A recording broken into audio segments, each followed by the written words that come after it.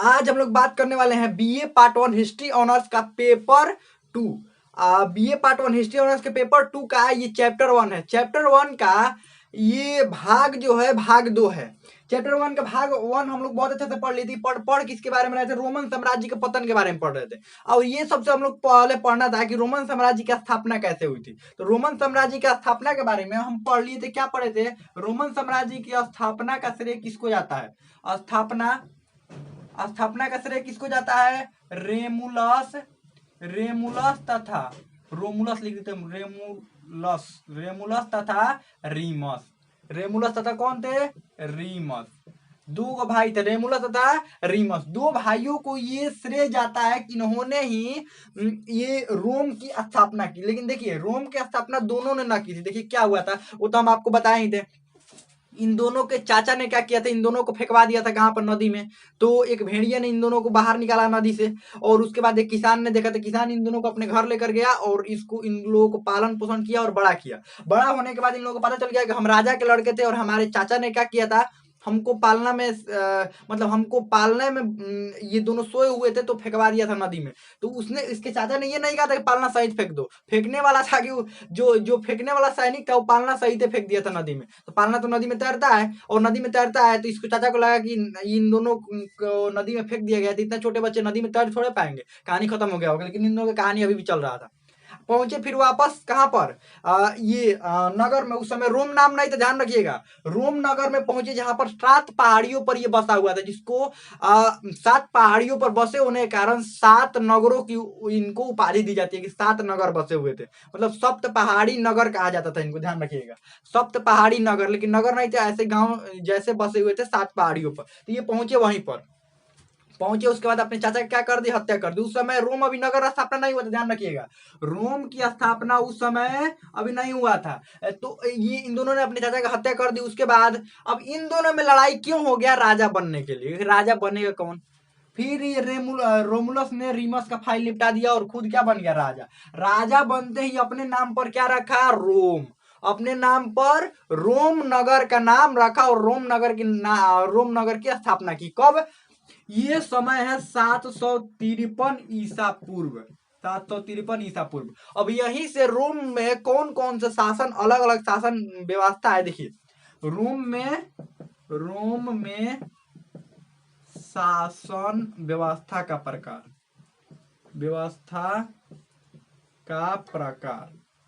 अब कितने प्रकार के शासन व्यवस्था इसमें है? देखिए, 3 तरह के शासन व्यवस्था इसमें मिलते हैं। पहला की बात करें तो ये राजतंत्र युग। पहला राजतंत्र युग था, और दूसरा क्या था? गणतंत्र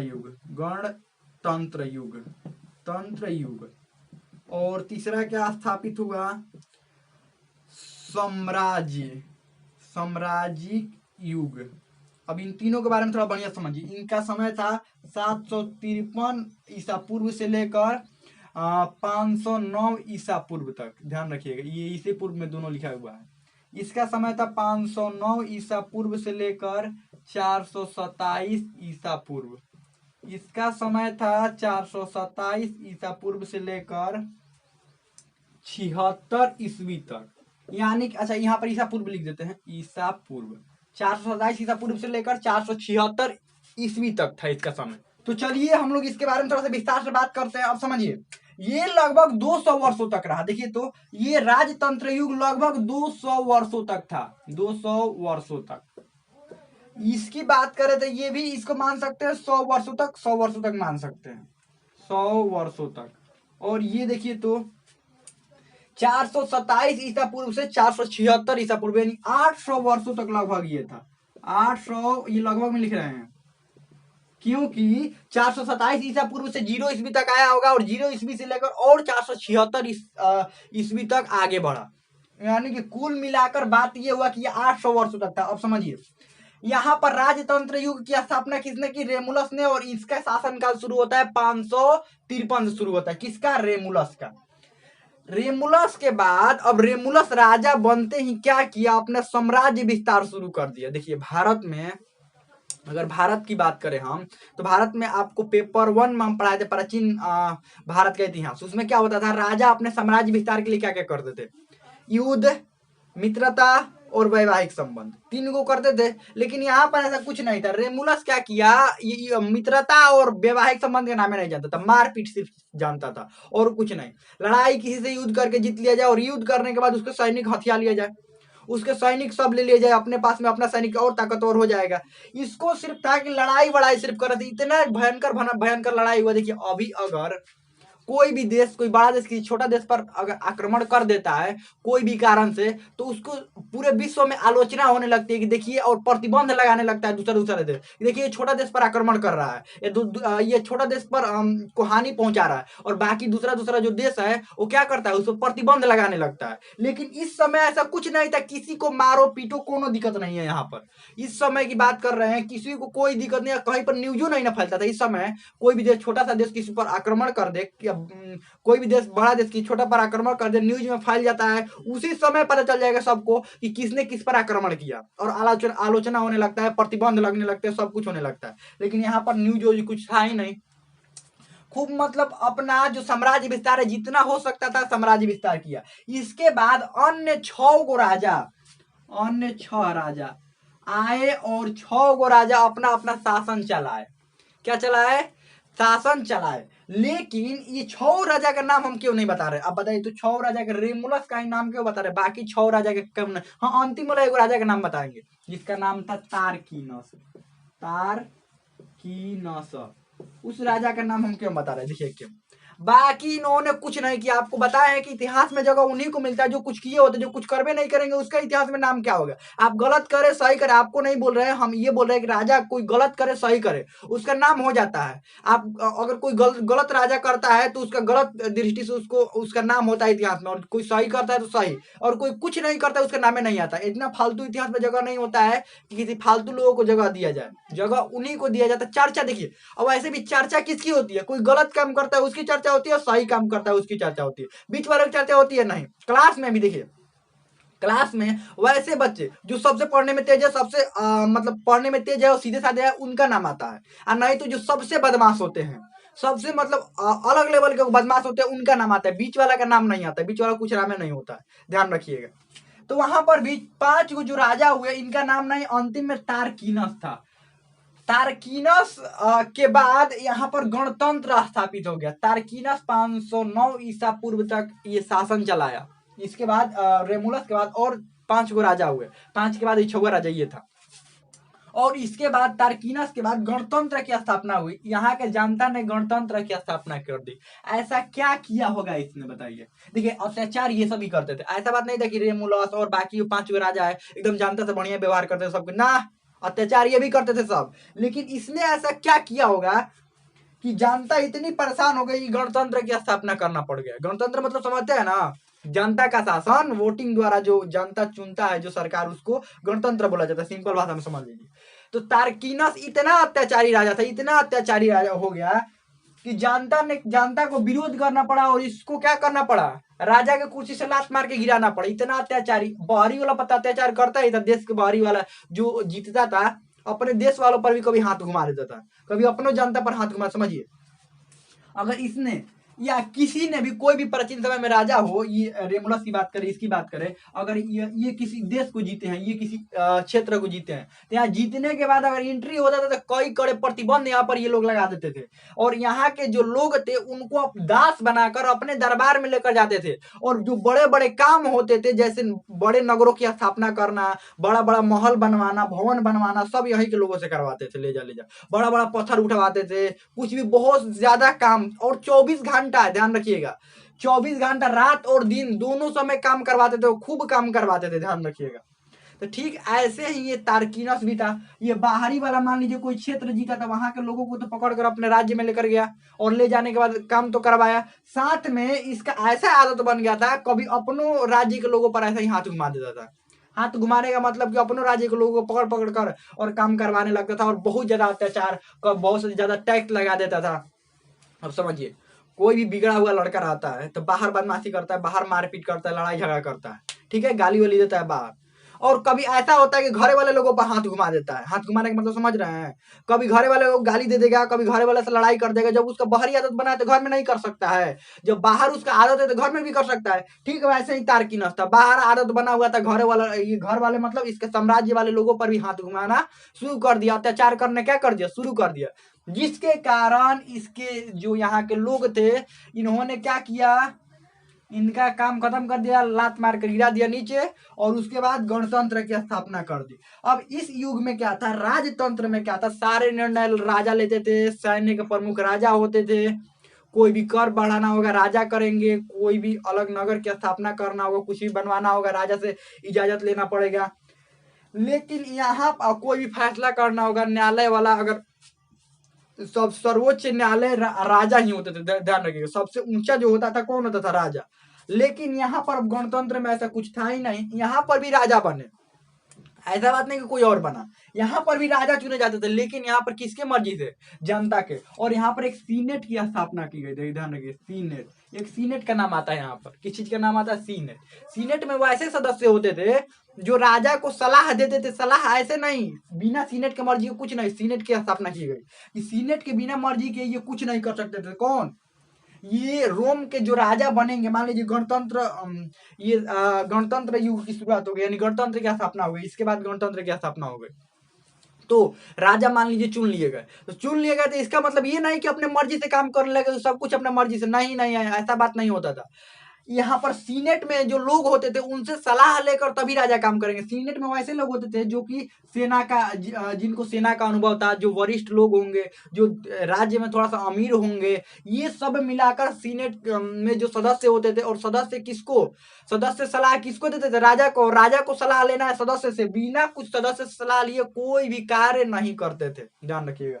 और यहाँ पर गणतंत्र की स्थापना हो गई, और तेजी से ये लोग क्या करने लगे, और तेजी से ये लोग बढ़ने लगे, और रोम का विस्तार और बहुत ज्यादा दूर में करने लगे, स्पेन तक पहुंच गए। ध्यान रखिए, स्पेन, स्पेन, अफ्रीका, अफ्रीका, ध्यान रखिएगा, स्पेन, अफ्रीका, ये सारे जगहों तक ये गणतंत्र युग में ही पहुंच चुके थे। स्पेन, अफ्रीका, यहाँ तक इसकी सेनाएं पहुंची गई, बहुत ही मजबूत सेना थी। रोमन साम्राज्य की अगर सेना की बात करें, बहुत ही मजबूत और बहुत ही विशाल सेना होती थी। और बहुत दूर में, देखिए विशाल सेना कैसे, जहां पर भी जीतते थे ना, कहते थे कि देखो कर और टैक्स इतना देना है, तुम्हारी जितनी सेना है सब हमको दे दो। और एक बात, सेना के सब खर्च तुम ही उठाओगे, ये चिंता मत करो हम उठाएंगे खर्च, हम ना खर्च उठाएंगे, खर्च तुम ही उठाओगे। और लेकिन तुम्हारी सारी सेनाएं किसके पास होगी, हमारे पास होगी। तो इनकी सेनाएं दुगनी तिगनी चौगनी बढ़ती रही, क्यों, क्योंकि जितनी भी आगे जीतते जाते थे सबकी सेनाएं अपने सेना में मिलाते जाते थे, और अलग अलग तरह के, अलग अलग जगह के अलग अलग तरह के सेनाएं इनके सेना में शामिल होने लगी। जिसके कारण कोई पहाड़ों पर रहने वाला है तो पहाड़ पर कोई ऐसे सेना मिल गया जो पहाड़ों पर रहने वाला है, और पहाड़ों पर उसको ट्रेनिंग मिला, प्रशिक्षण, तो पहाड़ों में युद्ध लड़ने में माहिर है। कोई नदी के किनारे रह रहा है तो नदी के किनारे युद्ध कैसे लड़ा जाता है, मैदानी भाग में कोई रह रहा है, सारे तरह के मतलब वेरिएशन हो गया। इन लोगों को अलग अलग तरह के सैनिक मिल गए इनकी सेना में। ऐसा कोई टैलेंट नहीं था जो इनकी सेना में नहीं था, तो बताइए किससे ना युद्ध जीत जाएंगे। और भारी संख्या में इनकी सेनाएं थी, तो युद्ध जीतते गए सारे जगह पर। लेकिन 427 ईसा पूर्व की बात कर लेते हैं। 427 ईसा पूर्व में फिर यहाँ पर गणतंत्र से साम्राज्यिक युग इसको बोल सकते हैं, या राजतंत्र ही बोल सकते हैं, राजतंत्र, राजतंत्र ही वापस आ गया। साम्राज्य का मतलब साम्राज्य का विस्तार और तेजी से होने लगा, यानी कि राजा ही यहाँ पर सब कुछ होने लगे। अब बताइए यहाँ पर ऐसा क्या हुआ होगा, ऐसा क्या हुआ होगा कि यहाँ पर गणतंत्र से फिर पुनः क्या हो गया, राजतंत्र। देखिए इतिहास अपने आप को दोबारा दोहरा रहा है, राजतंत्र से गणतंत्र हुआ, गणतंत्र से राजतंत्र हुआ। यहाँ पर राजा ही इतना ताकतवर और अत्याचारी होने लगा, कहा कि अब गणतंत्र नहीं रहेगा, अब क्या हो जाएगा, अब राजतंत्र।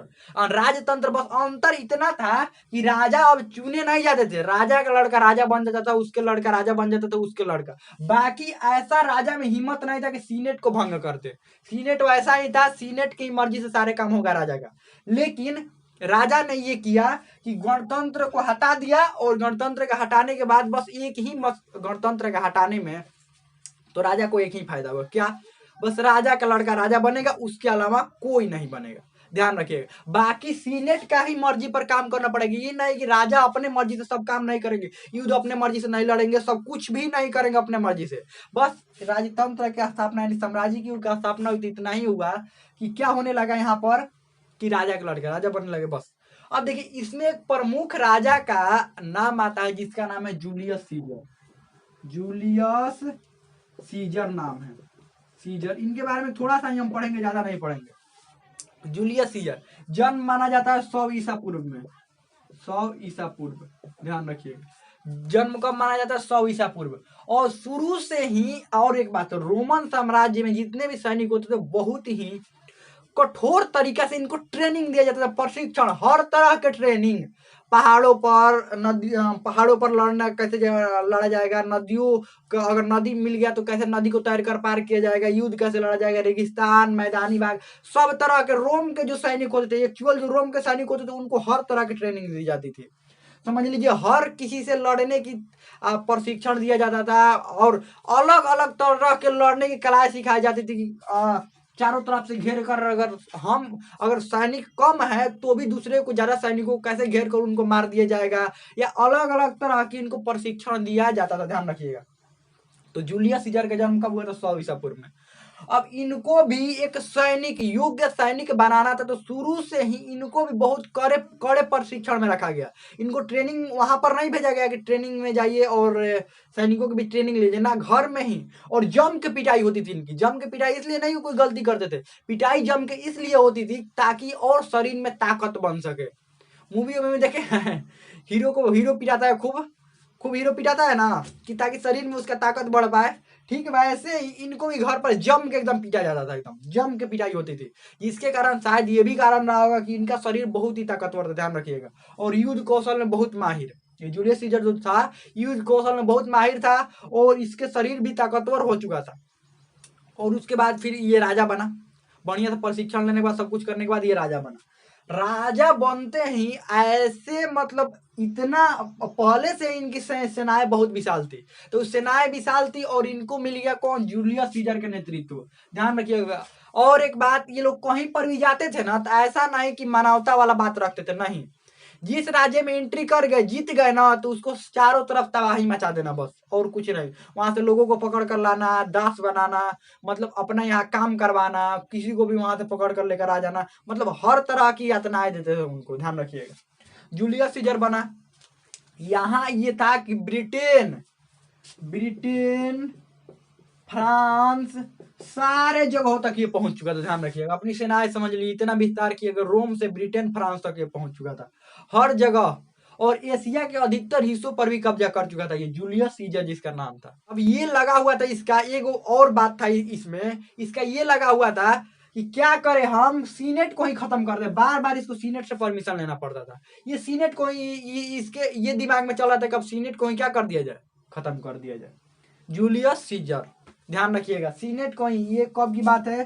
44 ईसा पूर्व की बात है। ये सीनेट को ही क्या करने में लग गया? भंग करने में। कहा भी ये सीनेट फिनेट का कोनो काम नहीं है। जूलियस सीजर क्योंकि ताकतवर हो गया था, और ताकत आने पर एक बात समझिएगा, ताकत आने पर लोगों के अंदर अपने आप जो दूसरे के प्रति इज्जत कम हो जाता है। ठीक सीनेट के प्रति इसका भी इज्जत कम हो गया। इज्जत कम होने के बाद बोल रहा है सीनेट क्या करेगा, सीनेट को हटाओ जल्दी यहाँ से। अब सीनेट वालों को भी ये बात पता चल गई, सीनेट में जो थे, कि अगर ये सीनेट को हटा दिए तो हमारा महत्व खत्म हो जाएगा, हमको कुछ मन में नहीं करेगा ये। तो सीनेट में देखिए, और ये 44 ईसा पूर्व में ये सीनेट की मीटिंग बुलाया। क्यों बुलाया? ताकि सीनेट का पावर कम करने के लिए या सीनेट को खत्म करने के लिए, दोनों में से कोई एक को करता जरूर। सीनेट का पावर या तो कम करता या तो खत्म करता। तो सीनेट का पहले से ही, सीनेट के जो सदस्य थे पहले से ही इस पर ये कड़ी निगाहें बना कर रखे थे। सीनेट का जैसे ही चालू हुआ, सीनेट का जो बैठक, मेन राजा के राजगद्दी पर ये बैठा, और बैठक चालू होते ही कई सीनेट का अधिकारी ही इस पर टूट पड़े चाकू लेकर। क्या लेकर? चाकू लेकर टूट पड़े, और कई सीनेट का अधिकारी टूट पड़े इस पर चाकू लेकर, और जूलियस सीजर ने अपने बचाव में, और इसको मारने लगे चाकू से। किसको? जूलियस सीजर को। और अपने बचाव में ये बचाव करने की कोशिश किया, तब तक देखा कि इसका सबसे अच्छा जो दोस्त था उसने भी चाकू इसको क्या कर दिया? मार दिया। इतना जब देखा कि इसका दोस्त भी चाकू मार रहा है इसको, तो इसने कहा, तुम भी, अपने दोस्त को क्या कहा? तुम भी, मतलब तुम भी हमको मार रहे हो, ये जूलियस सीजर ने अपने दोस्त को, ये सबसे इसका गहरा दोस्त जो था, उसने इसको चाकू से क्या कर दिया, मार दिया। इसने कहा तुम भी, जूलियस सीजर अपने आप को बचाव करने में लगा हुआ था, लेकिन जब अपने दोस्त को देखा कि इसका दोस्त ही इसको मार रहा है, तो समझ लीजिए वहीं पर ही अपना हथियार छोड़ दिया। समझ लीजिए अगर कोई किसी को धोखा देता है, कोई किसी को अगर मान लीजिए सामने वाला अगर विश्वासी आदमी धोखा देता है, तो ऐसा लगता है जैसे अब मतलब शरीर में कोई जान ही नहीं रह गया। ऐसे इसको जूलियस सीजर को लगा कि शरीर में इसका ताकत सब खत्म हो गया। इसको लगा कि इसका ताकत क्या हो गया, खत्म हो गया। मतलब इसका सबसे विश्वासी आदमी ही इसको मार रहा है चाकू। तो इसने सोचा कि अब बताइए हम लड़े किससे, जब हमारा ही विश्वासी क्या कर रहा है, हमको मार रहा है। समझ लीजिए धोखा जब मिलता है ना, जो सबसे विश्वासी होता है उसी से जब धोखा मिलता है ना, तो दिमाग ऐसा होता है कि दिमाग काम करना बंद कर देता है। ठीक इसके ऐसा ही हुआ, दिमाग काम करना क्या कर दिया, बंद कर दिया। और इसने अपना क्या कर दिया, ये इसने भी अपना हथियार क्या कर दिया, त्याग दिया। कहा कि अब बस इसको जूलियस सीजर को क्या कर दिया गया, मार दिया गया। और इसके बाद राजा बना अगस्टस। अगस्टस अगस्टस राजा बना, और ये भी ठीक ठाक मतलब राजा था। इसके बाद अगस्टस बना, ठीक ठाक राजा था, ठीक ठाक साम्राज्य विस्तार हुआ और सब कुछ होता रहा। अब देखिए सब पूरा डिटेल में राजाओं के बारे में इसमें नहीं पढ़ाएंगे, सब कुछ ऐसे ही होता रहा। लेकिन धीरे धीरे इनका साम्राज्य का विनाश होने शुरू हो गया। अब क्यों विनाश होना शुरू हो जाएगा, दो तीन कारण होगा। राजा घमंडी हो जाएंगे, घमंडी मतलब अत्याचारी हो जाएंगे, और राजा का ध्यान सेना पर न रहकर, जनता पर न रहकर किसी और जगह पर ध्यान रह, अपने सिर्फ सुख सुविधा में रहने लगेगा। यही सब कारण होता है ना, जनता के बीच असंतोष की भावना हो जाएगी, और जनताओं को काम पूरा नहीं होगा, या उनके जो निर्णय होंगे और उन पर अधिक कर लाद दिया जाएगा। यही सब कारण होता है कोई भी साम्राज्य का विनाश का। तो वही आगे हम बताएंगे साम्राज्य का विनाश का क्या क्या कारण था। तो हमें लगता है बहुत अच्छा समझ में आ गया होगा। इसमें कोई भी डाउट हो, कोई भी क्वेश्चन हो, आप कमेंट में पूछ सकते हैं। हमें लगता है समझ में आ गया होगा।